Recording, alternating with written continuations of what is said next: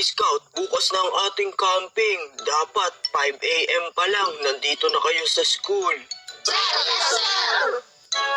At saka nga pala, huwag nyo kakalimutang dalhin yung consent letter ng mga magulang nyo dahil yun ang patunay na pinayagan kayong sumama sa camping.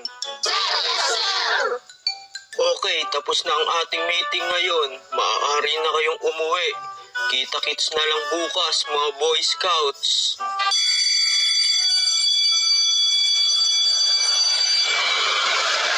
Mga pre, nakaayos na ba mga gamit nyo na dadalhin nyo para sa camping bukas?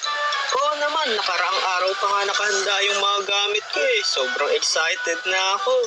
Kaya nga pre, ako dun excited na. First time ko makakapag-camping sa bundok. Oo nga eh, ako din. Siguradong enjoy dun. Huwag nyo kakalimutan papirmahan sa mga magulang nyo yung consent letter Oo naman, pagka-uwi ko pa lang, papapirmahan ko na agad yun kay mama. Yeah, excited na kami sa camping. Let's go!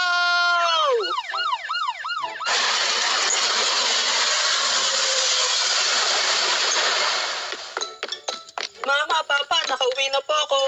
Papirmahan po nitong parents consent letter para ang patunay na pinayagan niyo po ako sumama sa camping. Anong pinagsasabi mo dyan? Di ka naman namin pinayagan sumama dyan Ano ba yan, Mama? Sige na po. Please, payagan niyo na po ako. Sila Jopet, One at Ed, pinayagan nga sila na sumama ng mga magulang nila eh. Sige, papayagan ka namin. Basta hugasan mo muna yung mga plato at maglinis ka ng bahay. Sige, yun lang pala eh. Napaka-basic niyan. Maglilinis na po ako. Ay, nako, basta talaga may kapalit. Napakabilis sumunod.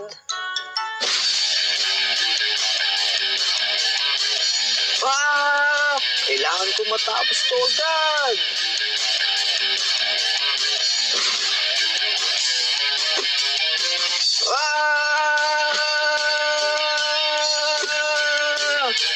Kaya ko to.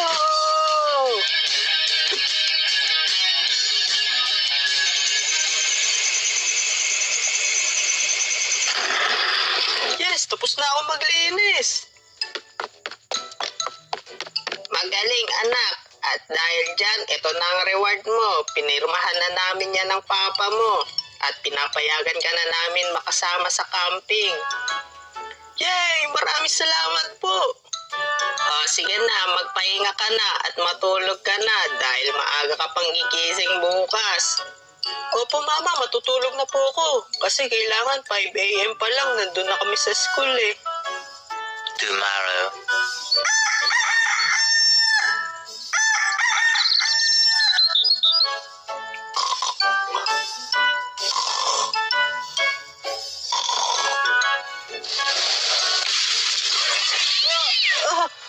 Anong oras na? Late na ako. Hindi ito maaari.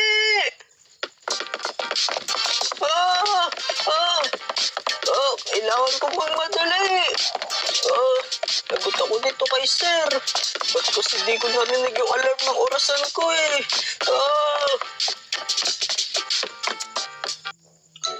Mga Boy Scout, tara na, pumasok na kayo sa bus at aalis na tayo. So, isa lang absent, si K9. Sir, baka po pwede pa tayo mag-antay ng onte. Baka po kasi late lang si K9 eh. Late po kasi lagi yun. Ang tunay na Boy Scout ay hindi nalilate. Tsaka 5 a.m. call time natin. Ngayon, alas 6 na, wala pa din siya. Baka hindi siya pinayagan sumama sa camping. Tara na, umalis na tayo. Sumakay na kayo sa bus. Sir! Wait lang po! Huwag na ako iwan! Tingnan niyo mga pre, ayun si K9. Sir, pasensya na po, late ako. Sana payagan niyo pa din ako makasama sa camping. Mr. K9, bakit ngayon ka lang dumating? Anong oras na? Ganyan ba ugali ng isang Boy Scout? Pasensya na sir, na-late po kasi ako ng gising eh. Diba dapat ang Boy Scout ay laging handa? Kaya dapat hindi na kayo nalilate. Dahil dyan, may parusa ikaw na kakaharapin sa camping natin mamaya. Sir, yes sir. Malugod ko pong gagawin kung ano man parusa nyo sa akin. O sige na, sumakay na tayo sa bus nang makaalis na tayo.